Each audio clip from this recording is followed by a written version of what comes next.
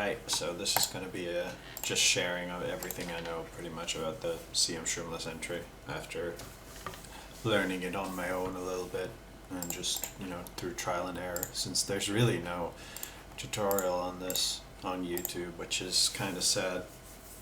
So I thought I'd at least like help some people out, because yeah, because I've somehow picked it up now recently. So yeah, basically so basically the glitch kind of starts even before the glitch itself. Like you need a good banister before. You need low air so you can charge the mini turbo, or at least with the method that I do and most people do. We can get into some of the crazy fast shit, but yeah, I'm not too good on that, so I'm just gonna go through this. So yeah, you need to learn like to manage your hop and to be able to not go to the moon when you leave the banister. That's pretty key, cause yeah, then you're not gonna be able to get the mini turbo, and you can't do this method without the mini turbo.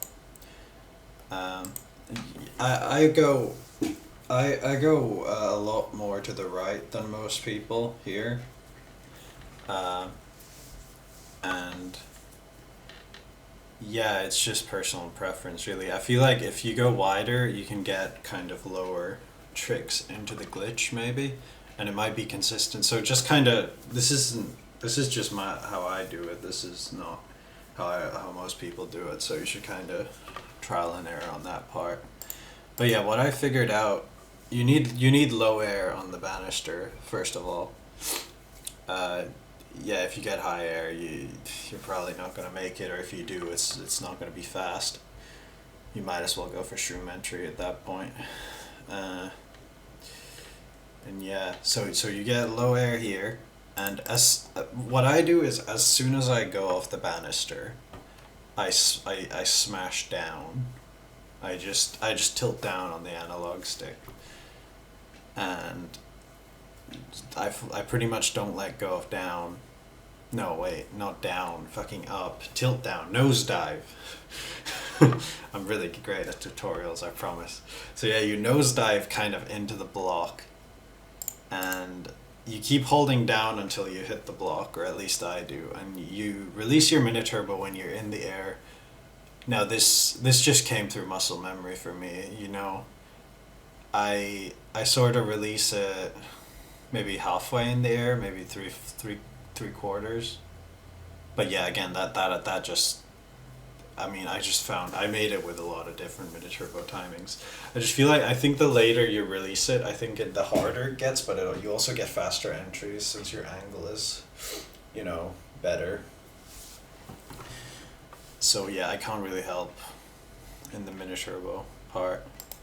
But yeah, and then if you hit the right spot, there's a pretty, you know, you need to hit the right part of the block, sort of the indent. And if you got enough speed and you hit the right spot, you should be what's the fucking term? You should go back. You should be pushed back, rejected, and since that indent is an invisible wall, that will push you through, hopefully. But yeah, there's a lot of other things that can happen. You can either kind of land back at the banister, which sucks, and I think it's if your angle is if you like turn fully 90 degrees, maybe if you release the MT too late, that increases the odds of happening. But again, I really don't think about it that much, because if that happens, so yeah, if it happens, then you can also be pushed into the wall, then pushed back, and you go through the block, which is funny. And that's annoying because you pretty much hit the right position, but it just didn't push you through. So yeah, you're gonna get a lot of fails, and that just, well, a lot of fails like that just means you're getting really close. But yeah, and eventually it'll probably work. Hopefully. But yeah, I guess I'll... And then once you bypass the invisible wall, you might not want to do this at first, because this for me was like, I had made it like 30 times, and then I started like to hold back after bypassing so you can get a cleaner recovery. Yeah. Because if you're like holding neutral, you'll just bounce at the landing, and you'll lose a ton of speed. And basically, yeah, so you hold back, and then when you land, you hop twice to the right, and then you can start shrooming towards the parking lot. So yeah, I'm gonna go through the parking lot a little bit later. I don't really know that much about it, but I'll go through a couple other runs. So I think this is Wheelard's run, and we can see that he goes way further to the left than I do, which is what most people do, I think. And then he kind of like does a rock back in his drift. That's probably how you should do it, because it'll get you the mini turbo a lot of the time, and it'll also probably give you better tricks, lower tricks.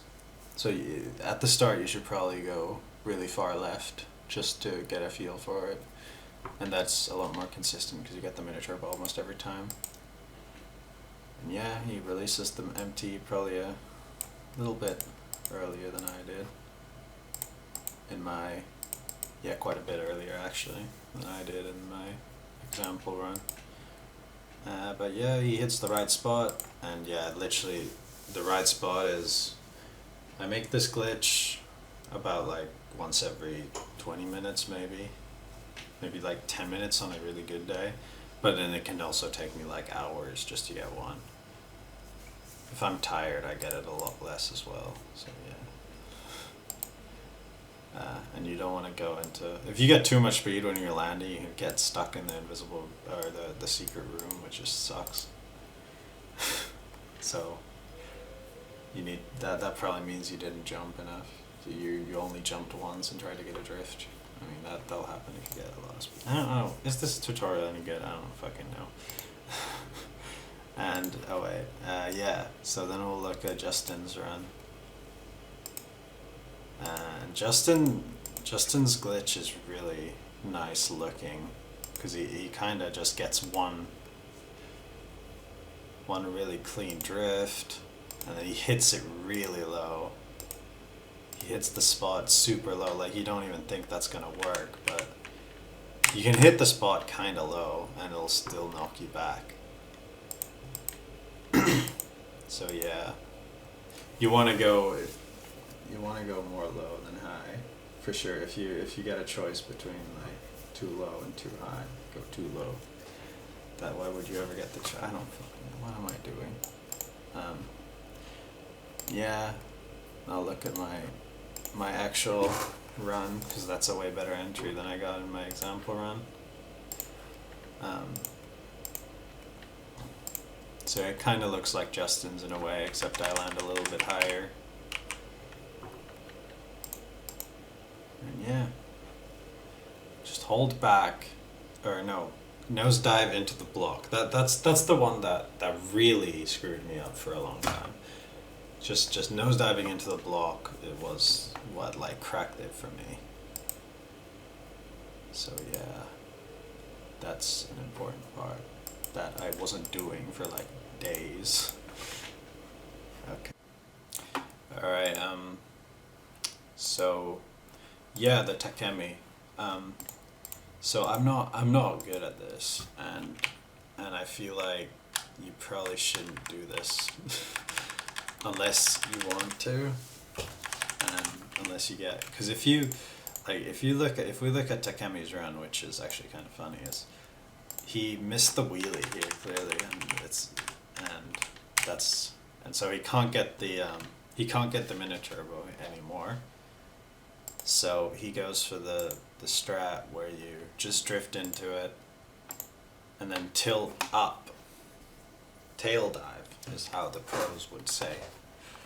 And you kind of just hope that you kind of graze the spot a little bit, and then you get pushed back by the spot. This is really rare. Like, I think I've got this about 5 times altogether, but this can save a lot of time, obviously.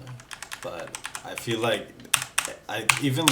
Justin's second worldwide, and his run doesn't have this. So unless you're like shooting for record, I don't think you need to really learn this. You can like kind of YOLO for it if you miss the wheelie at the start. That's how I got my Takemis. But yeah, it does save a lot if you do it fast. Because you obviously you have a really straight angle towards the spot you need to go to. And if you time the jump well, you lose like no time. Which it's really sick, but it's hard, and it's super random for me at least. So yeah, that's all I know about that. All right, so I'm gonna look into the parking lots now, and I'm probably only gonna look at my own parking lots because my grip at the checkpoints is probably pretty limited, and I feel like I don't want to judge other people's runs because I don't really know their thought processes on how you go through the checkpoints.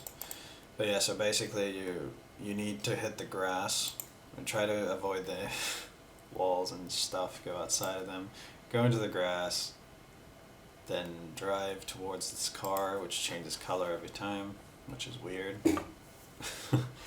So yeah, I want to go slightly through the car, like kind of through the trunk of it. I know you can take this a lot tighter, I think. Like if you look at Braixen, he barely even touches the car.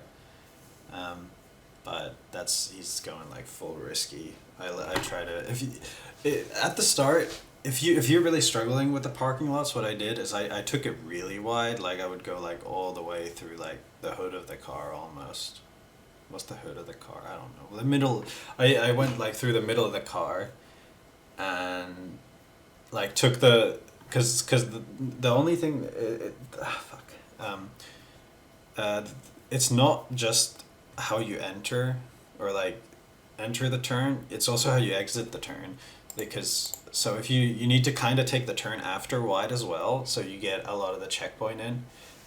So if you take this turn, if you take the ending of the turn really tight, you're gonna get screwed by the 4.9% rule, I think it was. So when you do the first spin drift, you'll have less space to get the lap count in. So, but if you take the turn super wide, then you can pretty much get a lap count really late. But what my cue is for the spin drift is I just try to cross around at the palm tree. So yeah, that seems to work for me as long as I take the turns somewhat wide. And if I enter too early, I take the beginning of the turn extremely wide, so I can still get the lap count like that with the 95% rule. But yeah, this is pretty basic stuff. So yeah, just get a spin drift, take this wide, both like entering and exiting, and another spin drift. And yeah, this turn, the last turn before the lap count, you don't have to take it so wide, but I'd recommend taking it somewhat wide, because I tended to get a lot of missed lap 3 lap counts, which just sucks. You don't ever want that to happen. But yeah, I slow down quite a lot for the spin drifts, probably more than most people. Definitely more than most people. But I'm not too good here. Like, legit, I feel like you could ask anyone with a 32 and they would give a better explanation for it. But yeah, take the turns wide at the start, then you can start taking them a little bit tighter as you get faster. I'd rather play it safe at the start, because I don't and yeah, practice the parking lot a lot. Like I did like hour sessions of just doing the parking lot. Because when you get a shroomless entry, you want to know what you're doing at the parking lot. Because you don't want to throw the entry away, obviously. Alright, that's my messy explanation of how to do things, and yeah, I bet a lot of people could explain it better, but this is just all I know about this. It got me ER, but so I believe if you put time into it, watch if you're struggling with a part, just like watch fast runs and see how they do it. And yeah, that's about it. And yeah, if someone gives a really helpful comment, I'll pin it, of course, because there's a lot of people who know more about this glitch than I do, and it would be cool to have some more in-depth knowledge from the experts here. So if someone wants to put a comment down, see what I missed, maybe say something useful, I'll be sure to give credit and pin it and stuff. So yeah, see ya.